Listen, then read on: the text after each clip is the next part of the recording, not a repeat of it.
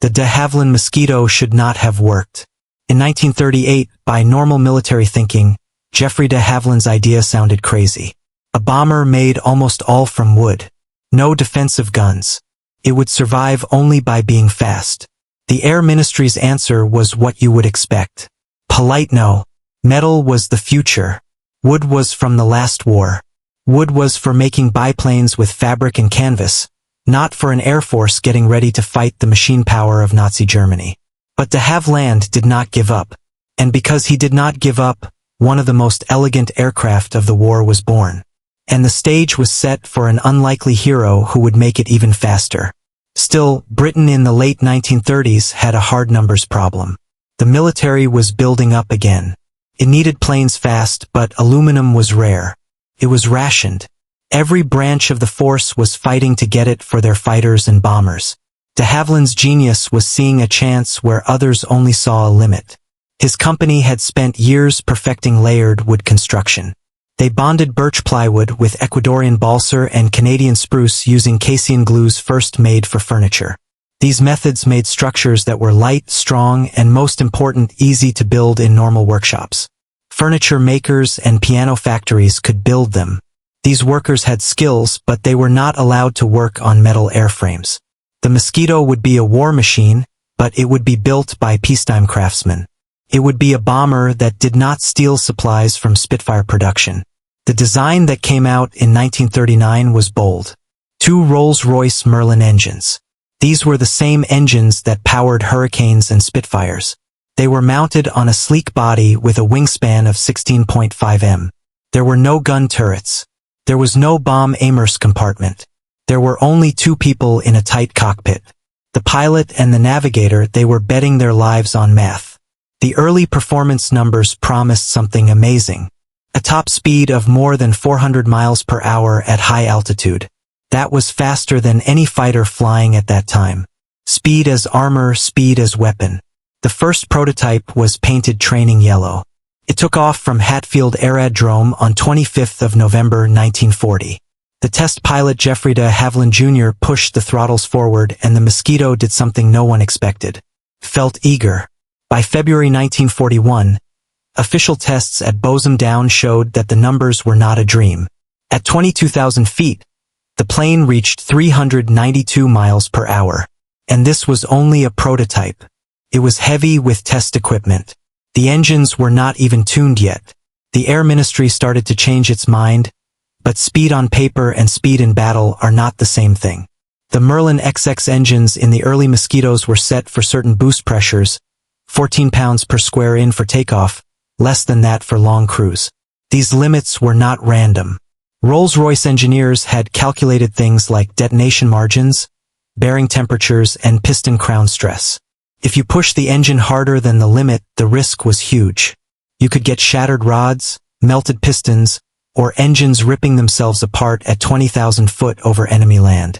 The manuals were very clear. The limits were sacred. But by late 1942, when Mosquito crews began flying deep into Germany, they reported a problem. The planes were fast, yes, but not always fast enough. The Luftwaffe's Faller Wolf 190 and the newest Messed 109G versions were getting closer and closer. Enemy fighters were catching up more often than before. A Mosquito jumping over the RAR might outrun a fighter chasing it, but the safe gap was getting thinner. Pilots started coming back with scary stories. Tracer bullets passing too close. Dives that barely opened up the distance. Engines howling at emergency power and still not giving quite enough. The Mosquito had proved that de Havilland's idea worked. But now it needed something extra, something the design team did not plan for, something the manuals did not allow.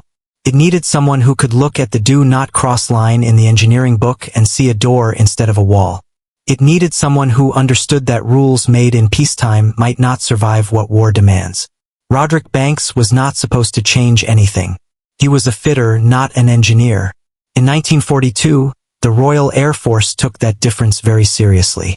His workshop at RAF Marham in Norfolk was one of many across Bomber Command.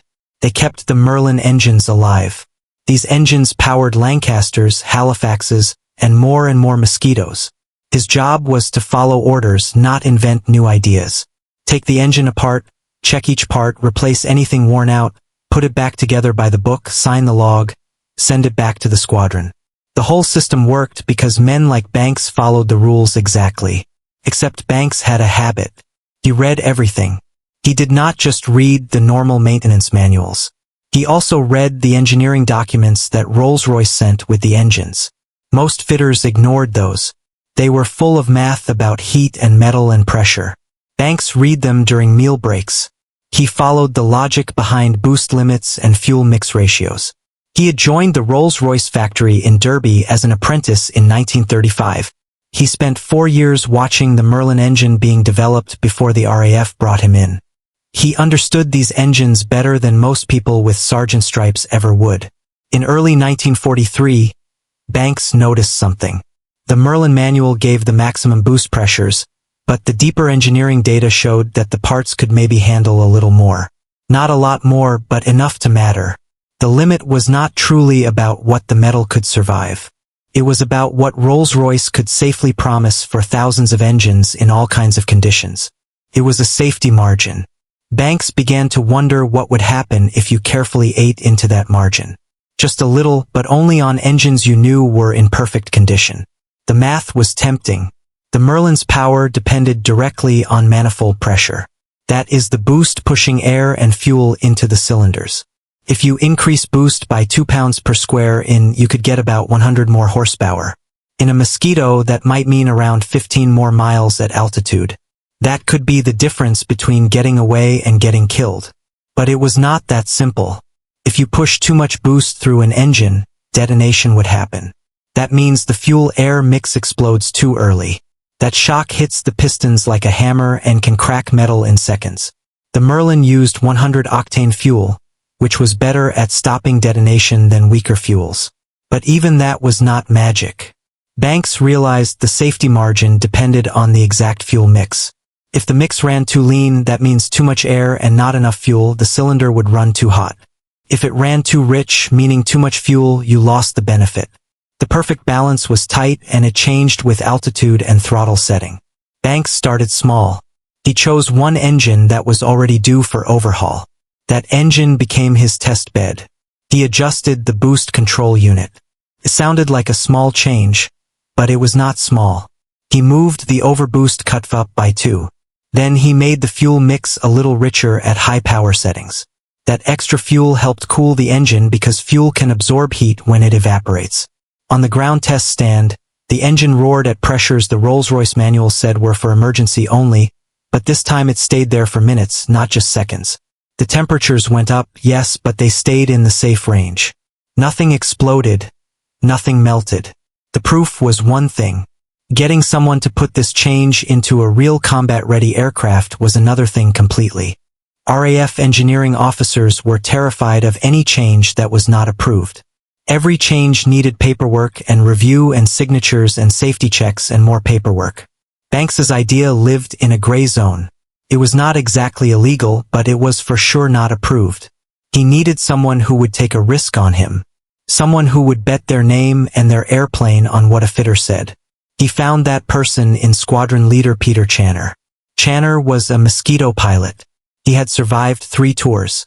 He did not have much patience for slow, careful thinking that got people killed. Channer had flown a mission over Cologne in February 1943.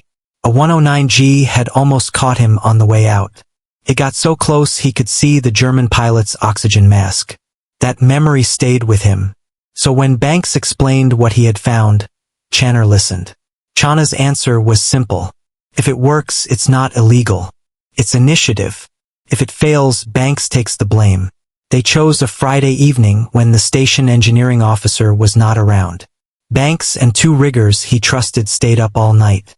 They changed the boost controls and the fuel system on Channer's Mosquito. The plane's serial number was DZ414. By morning, the plane sat on the field like any other Mosquito. Nothing on the outside gave it away. Only the logbook told the truth. And even there, Banks wrote it very carefully. Fuel mixture optimization, routine adjustment. The Merlin engine's boost control system was simpler than most people thought. That made Banks's changes possible. It also made them dangerous. At its heart was a barometric capsule that was a sealed metal bellows that reacted to air pressure.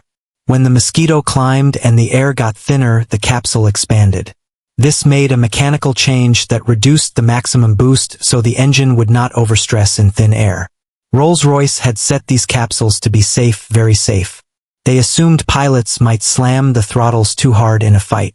They assumed fuel quality might change. They assumed maintenance might not be perfect. Banks's first change was to that setting. Inside the boost control unit, a spring controlled how much pressure the capsule would allow before it cut power. Banks replaced that spring with one that was just a little softer. Not by a lot, just a little more forgiving. That change moved the maximum boost from 18 pounds per square inch to 20.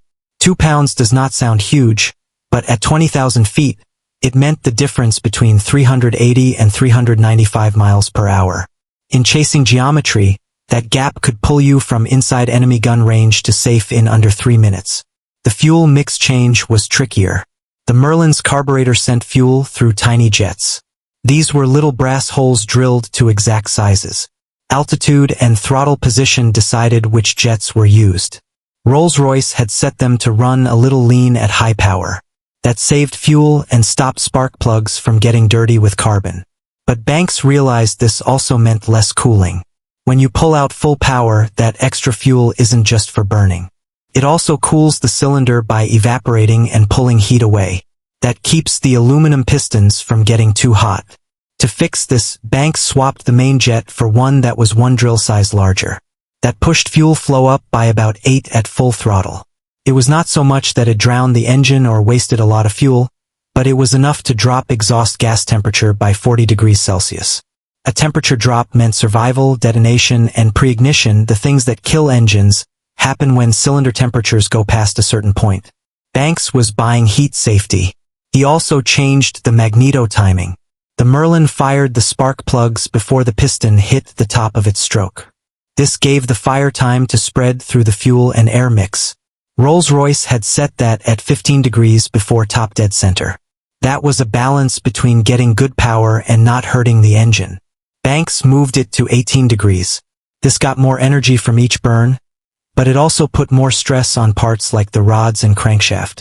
Banks decided the Merlin's lower end, meaning the crankcase and bearings, could take it, but only if the engine was in perfect shape.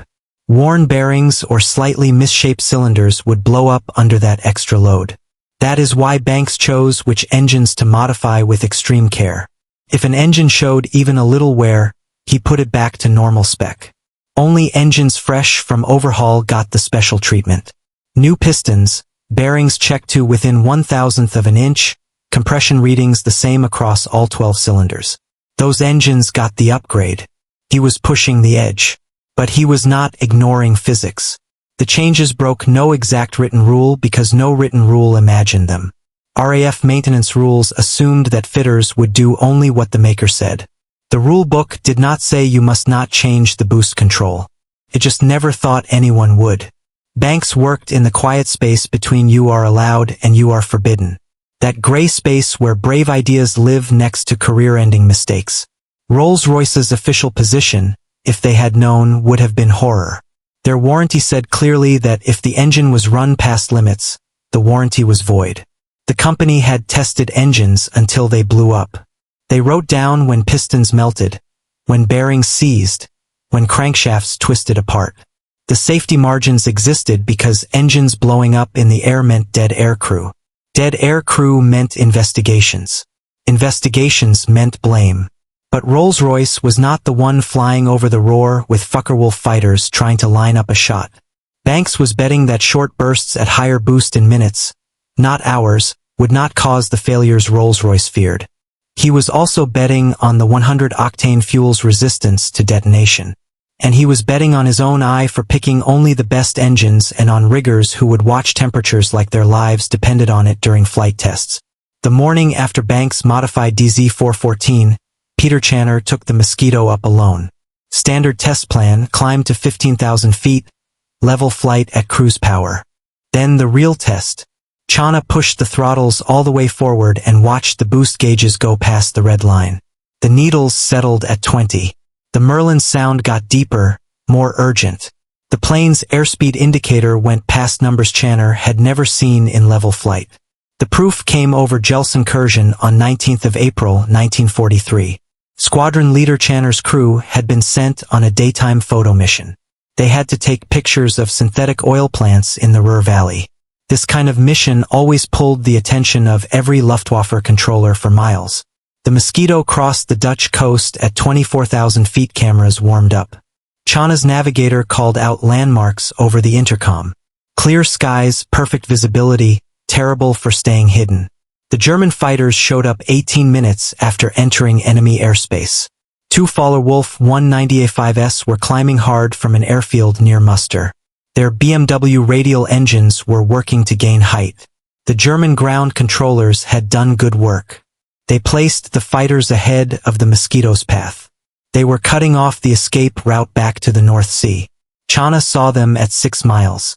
Two dark dots against white clouds turning in to attack. This was normal Luftwaffe style. Get above and behind.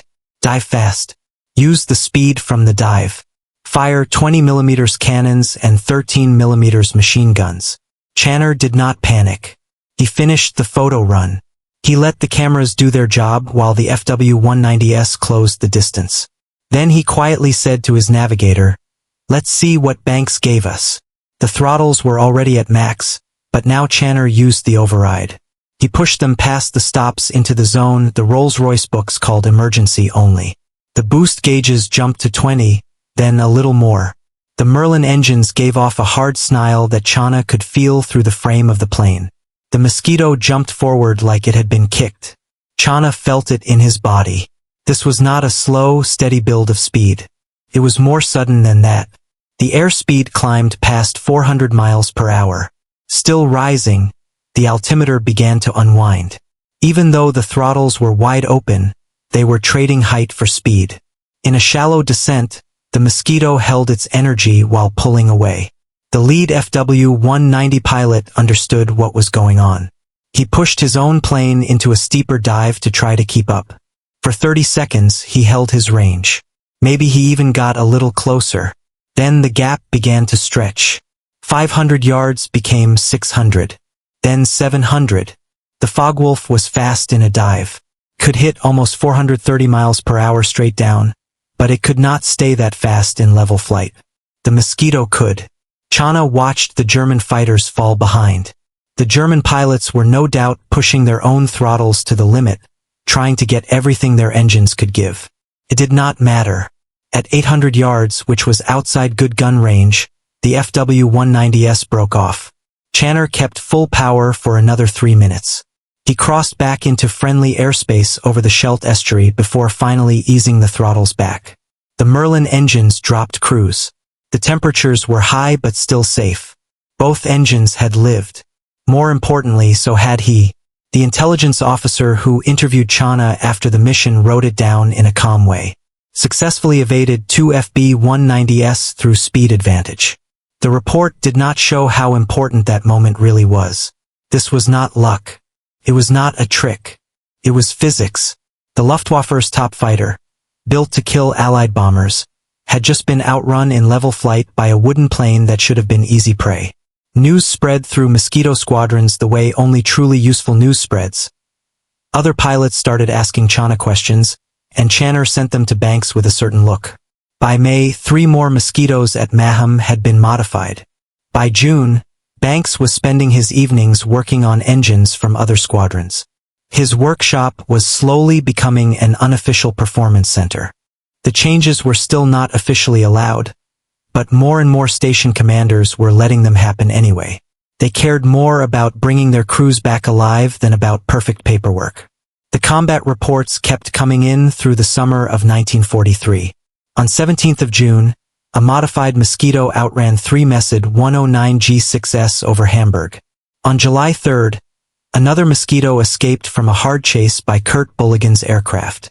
Buin was an ace with 112 victories. He knew exactly how to trap and kill. He still could not catch the Mosquito. On August 22nd, one Mosquito crew was trying to get home on only one working engine after flak damage. They used Banks's changes on the one good Merlin to stay ahead of 209s that should have easily finished them. They made it back. The numbers became clear. Mosquitoes with modified engines were coming home from missions that normal planes did not survive.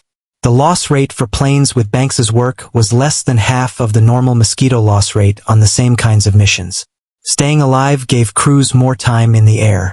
More time in the air made them more experienced. More experience led to better bombing. It was a good cycle. Operation Jericho needed a level of accuracy that felt almost like suicide. The Amy prison in northern France held 120 members of the French resistance. The Gestapo had planned to execute them on 19th of February 1944. London got desperate messages through SOE networks. Break the walls. Give them a chance to escape. If not, they will die. The job was for Mosquitoes to drop 500-pound bombs on a 3-story prison building. They had to break certain walls, but they could not destroy the whole place and crush the prisoners inside. It had to be a low-level attack in full daylight, about 300 m into enemy land, then fly back through alert defenses. Group Captain Percy Pickard took command. He chose crews from 140 Wing. These were experienced men who had already flown to Oslo, Berlin, and other targets that sounded impossible. Planning took 4 days. Photo reconnaissance gave them a detailed map of the prison grounds. The outer walls were 2 feet thick. Guard barracks sat next to the main building. German quarters were placed so they needed to be destroyed. French sections needed to stay standing, at least in theory. The bombing had to happen at rooftop height, maybe 50 feet. That meant the blast from your own bombs could break your own plane if your timing was even a little off. 19 Mosquitoes took off from RAF Hunsdon on the morning of 18th of February. The execution date had been moved earlier. The formation flew just above the waves across the English Channel. Navigation was done by stopwatch and compass. They reached AMU at exactly 12:03. Pickard's plane led the first wave. 6 Mosquitoes climbed to 150 feet for their attack runs. The bombs hit perfectly. They blew open parts of the outer wall. They broke through the eastern wall near the cells of the prisoners marked for death. The second wave hit the guard buildings. Those bombs collapsed the German quarters and caused chaos. The third wave stayed in reserve, circling, but did not have to strike.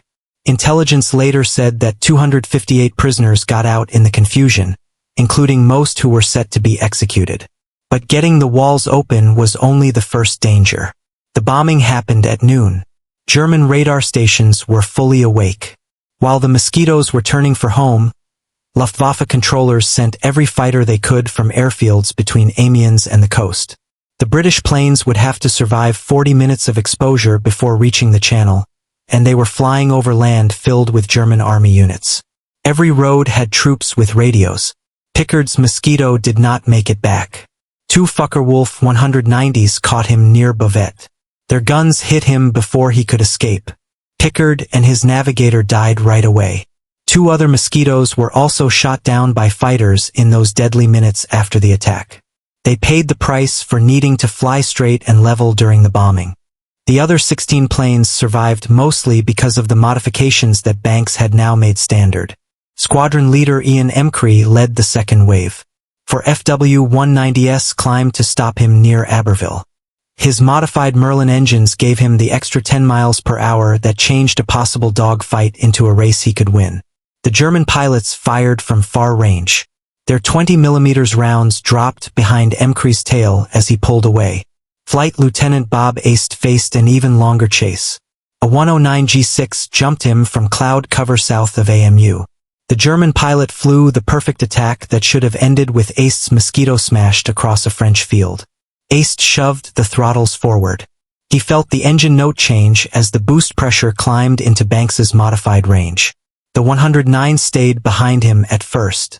The Gustav version was strong in level flight. It could do about 390 miles per hour at low altitude, but can do and can keep doing are different things. The Mercedes-Daimler-Benz engine also had limits.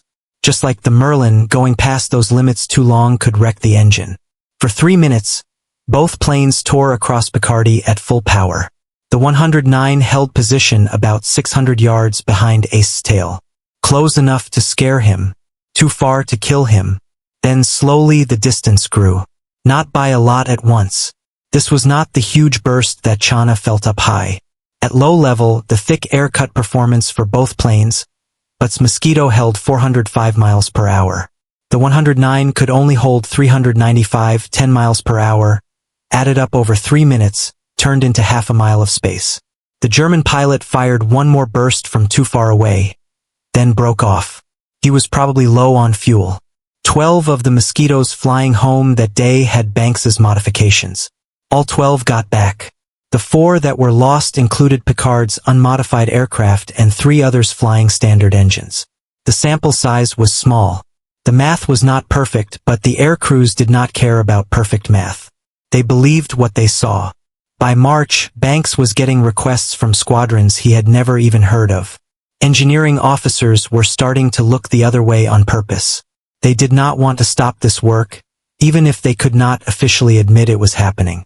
Hermann Göring's anger was becoming famous, even for him. On March 8, 1944, during a meeting at Karen Hall, he cut off a Luftwaffe technical report. He demanded to know why German fighters could not catch British wooden furniture. The Reichsmarshal's rage made sense. Mosquitoes were now flying over Berlin in daytime. They were taking pictures of Hitler's offices while Bf-109s scrambled below and failed to catch them. The embarrassment was not just military. It was personal. Göring had promised Hitler control of the skies. Instead, light wooden bombers were flashing over the capital at 400 miles per hour, and nobody could stop them. The Luftwaffe's answer showed how desperate they were. Messe and __Wolf both got urgent orders. Get more speed out of what we already have. The engineers knew the shape of the problem. A Mosquito up high with good crew flew in a part of the performance map their fighters could almost reach, but not quite. Close. Annoyingly close. But war is not about almost. Messe's fix was the Bf-109 G10. It had a Daimler-Benz DB605D engine with better supercharging and emergency boost that pushed output to 200 horsepower.